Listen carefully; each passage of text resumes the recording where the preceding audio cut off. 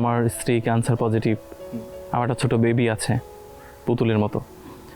তো আসলে সামাজিক একটা বঞ্চনা শিকারও ছিলাম যে কেন এটা করতে হবে, কোর্টে ঘুরলেই তো অনেক টাকা, রাত দিন একাকার করে কেন মাঠে ঘাটে ছুটতে হবে।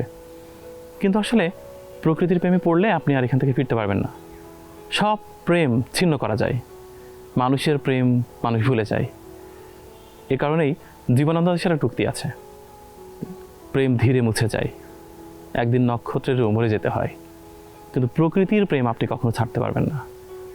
কারণ ঢাকা শহরে যত সুন্দর রেস্টুরেন্টে আপনি বসেন না কেন, আপনি গ্রামের সরিষা ক্ষেতের পাশে বসলে যে প্রশান্তি পাবেন সেটি কখনোই এর সাথে মিলবে না।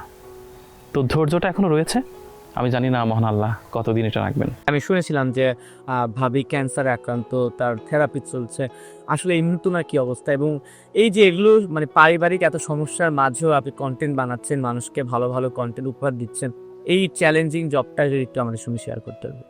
এটা খুবই কঠিন, এবং আমি মনে করি যেহেতু স্ক্রিনে আপনি পারফর্ম করেন প্রতিদিনই, আপনার ব্যক্তিগত দুঃখ রয়েছে, সেগুলোকে আড়াল করে আপনাকে স্ক্রিনে আসতে হয়। তো আমার বেলায় তাই, মানুষ প্রকৃতির সাথে আমার বর্ণনা পছন্দ করছে এখন পর্যন্ত। জানি না এই ইজ্জত আল্লাহ কতদিন রাখবেন, তবে যতদিন রাখবেন ততদিন আমি চেষ্টা করব নিজের দুঃখকে আড়াল করে রেখে প্রকৃতিকে বর্ণনা করতে। এবং এটা এতটাই চ্যালেঞ্জিং যে এটা প্রতিদিনই করতে হয়, কারণ প্রকৃতি হচ্ছে এমন মায়াবী, আপনি যদি এক সপ্তাহ না যান তার কাছে, সে আপনাকে দিব্যি ভুলে যাবে।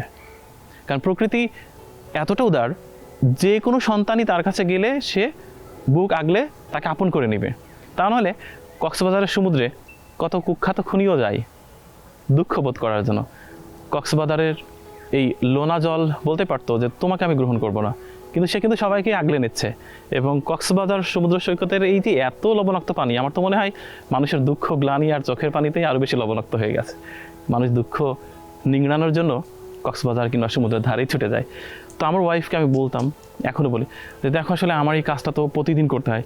বলছি দেখো, আমি যদি মারা যাবো সেদিনও তুমি প্রকৃতির সাথে থাকবা, প্রকৃতিকে এভাবেই ডিফাইন করবো, বর্ণনা করবা, নো প্রবলেম।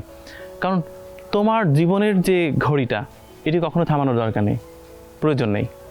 তোমাকে তোমার দর্শকরা যেভাবে চায় তুমি সেভাবেই থাকো, এবং প্রতিনিয়ত থাকো, প্রতিদিন থাকো, কোনো ঘটনাই যেন তোমাকে ওখান থেকে সরাতে না পারে।